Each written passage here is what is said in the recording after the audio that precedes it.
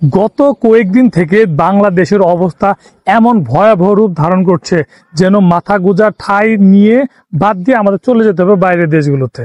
রাস্তায় ঢাকা শহরের মোহাম্মদপুর গতকাল একটা ঘটনা, বনশ্রীতে সরাসরি কিছু দুর্বৃত্ত পিস্তল দিয়ে 200 ভরি স্বর্ণ কিন্তু লুট করে নেয়।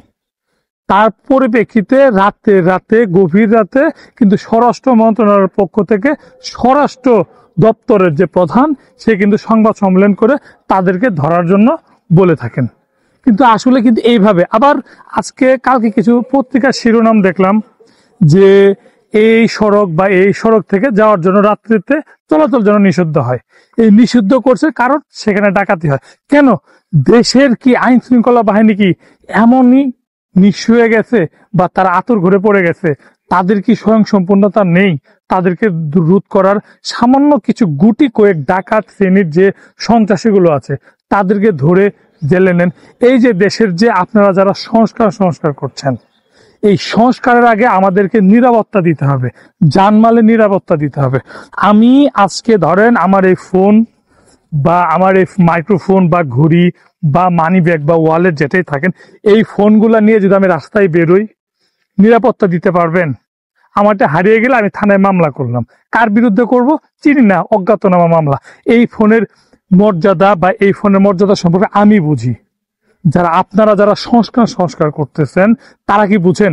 তাদের তো লাখ লাখ কোটি কোটি টাকা, আমার তো সামান্য পরিমাণ টাকা। এই সামান্য অর্থ দিয়ে আমার কষ্টের সম্বল দিয়ে এই জিনিসগুলো আমার কিনা বাড়ির। আর গতকাল থেকে শুরু করে কয়েকদিন যাবত দেখতেছি একটা সব থেকে মারাত্মক বিষয় দাঁড়িয়েছে নারী ধর্ষণ। রাস্তায় যেখানে পাচ্ছে সেখানেই নারী ধর্ষণ। এই যে কিছুদিন আগে টাঙ্গাইলে একটা ঘটনা দেখলাম, টাঙ্গাইলে বাসে কিন্তু চলন্ত বাসে নারীকে ধর্ষণ করছে। কই এর প্রতিকার? কই? আজকে দেখলাম আবার একটা বিমান ঘাঁটিতে ওইখানেও মারামারি হচ্ছে।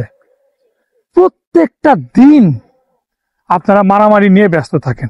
আপনাদের উচিত আগে দেশের নিরাপত্তা জোরদার করা, দেশের স্বার্থে, দেশকে রক্ষা করার স্বার্থে বিভিন্ন কুচক্রী মহল থেকে দেশকে রক্ষা করুন।